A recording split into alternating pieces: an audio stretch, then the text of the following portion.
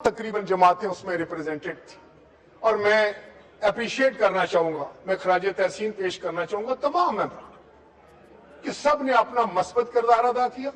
मैं अपोजिशन को भी खराज तहसीन पेश करना चाहूंगा कि मैं समझता हूं कि चेयरमैन बैरिस्टर साहब ने भी, लीडर ऑफ द अपोजिशन साहब ने भी और जो हमारे चीफ विप हैं इन्होंने भी बहुत अच्छे अंदाज से उसमें पार्टिसिपेशन की, मीटिंग्स को अटेंड किया और अपनी इनपुट दी।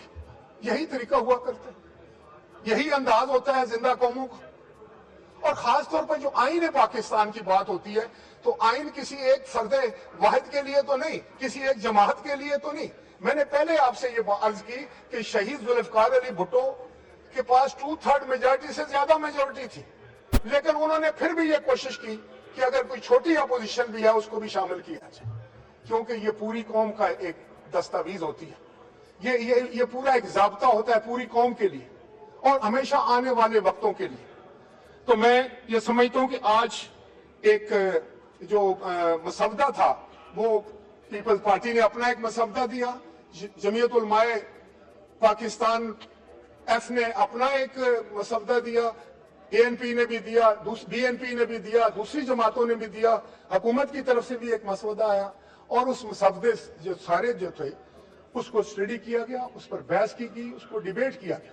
और मुझे बड़ी खुशी है कि पीटीआई की तरफ से भी, हमारी अपोजिशन की तरफ से भी उस पर बिल्कुल अच्छे अंदाज से बड़े मदल्ल दलाइल के साथ जो है उन्होंने उसमें उस बहस में हिस्सा लिया।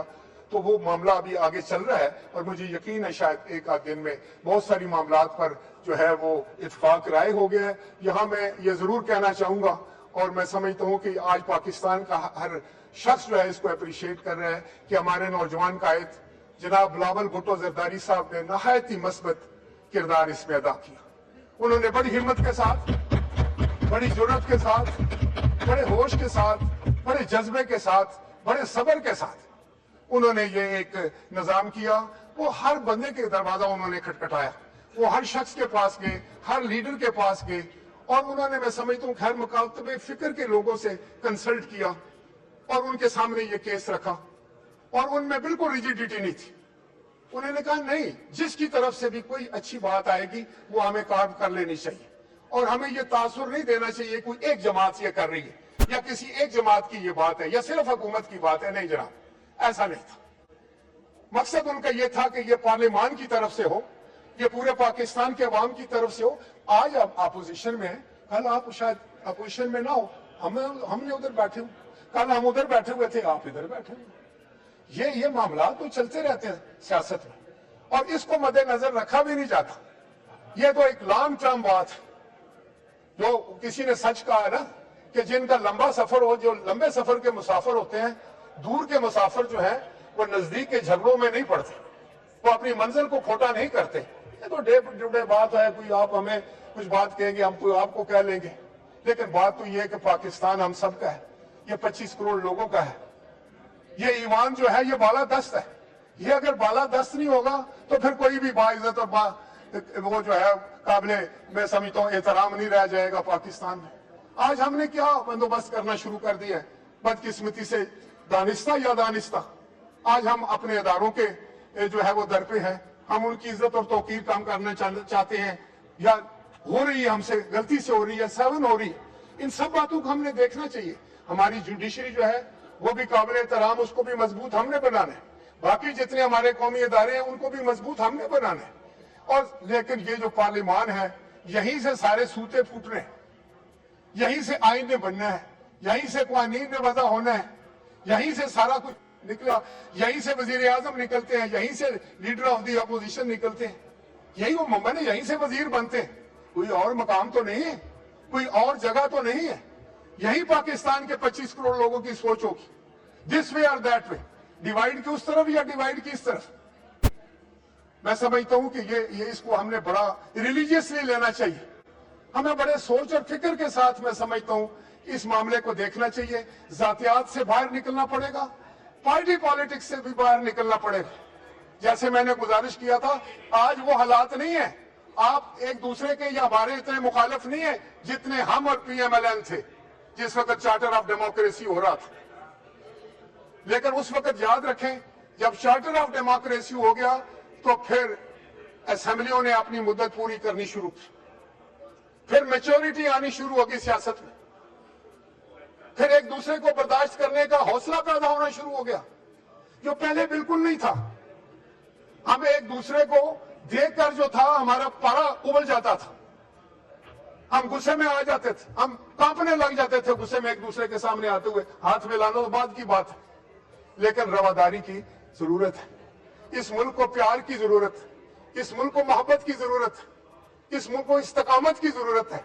इस मुल्क को हमारी एक दूसरे से जो रिश्ता है वो ऐसा होना चाहिए कि हम अपोजिशन करें। अपोजिशन का काम ही तनकीद करना है। जब लीडर ऑफ द अपोजिशन सख्त तकरीर करते हो तो ये उनका हक है, क्यों ना करे, वो उनको करनी चाहिए। लेकिन लीडर ऑफ द अपोजिशन को मैं ये भी बता दूं, एग्जैक्टली आपकी सीट पर शहबाज शरीफ साहब खड़े थे और कोई बात हो रही थी कि हिंदुस्तान में जो कश्मीर की हमारे मुसलमान सियासतदान हैं उनको उनके ऊपर बड़े जुल्म के पहाड़ तोड़े जा रहे थे। तो उस वक्त के वजीर आजम, आपके जो लीडर हैं, उन्होंने फरमाया कि कश्मीर के मुसलमानों को दीवार से लगा दिया गया है।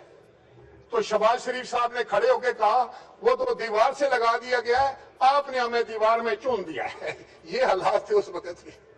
लेकिन मैं समझता हूं कि आज जो माजी गुजर गया उससे तो सबक लेना है, वो सबक लेकर हमने आगे निकलना है। आज 18 अक्टूबर है। 18 अक्टूबर को एक बहुत बड़ा सान्या हुआ इस मुल्क में। 177 हमारे वर्कर्स की मैयतें पहचानी नहीं गई, वो जाकर गड़ी खुदा बख्श अपनी कायद के मजार के जेरे साया जो है वो दफन हुए। ये बड़ी कुर्बानियां हुई हैं जमहूरियत के लिए। हमने तो एक आग और खून का दरिया देखा है जिससे हम लोग गुजर कर आए। हमने वो भी देखा है कि किस तरीके से कोड़े बरसते हैं, किस तरीके से लोगों के घरों को तबाह किया जाता है, किस तरह से लोग अपने आप को आग लगाते हैं, किस तरह से किले से चीखें बुलंद होती हैं, किस तरह लोगों के बच्चे जो थे वो यतीम होते थे, किस तरह लोगों को फांसी पर लटकाया जाता था। ये सब चीजें हम देख कर रहे हैं।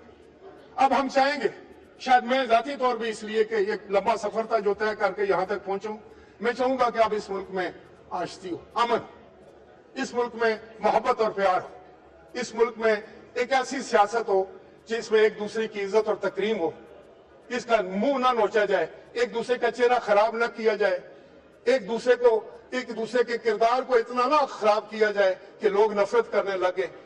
आज वक्त की जरूरत ये है। कौमें बहुत आगे जा चुकी है। जो हमसे बहुत बाद में आए थे लीडर ऑफ द अपोजिशन साहब, वो हमसे बहुत आगे निकल गए। आप भी जानते हैं, मैं भी जानता हूं। अब किसकी गलती थी? मेरी थी, आपकी, इनकी, जिसकी भी थी। अब उसको दफन करें और एक नई सुबह का आगाज करें। और मैं मुतासिर हूं आपकी जिस कंडक्शन से। आज मैं समझता हूं डोगर साहब ने बहुत खूबसूरत बातें की। आज इनके सामने भी वो मसौदा रखा गया। इन्होंने बोला कि इस मसौदे पर मैं जाती तौर पर हूं, लेकिन मुझे कंसल्ट करना है, लीडरशिप से भी पूछना। बड़ी अच्छी, सही बात, ऐसे ही करना चाहिए।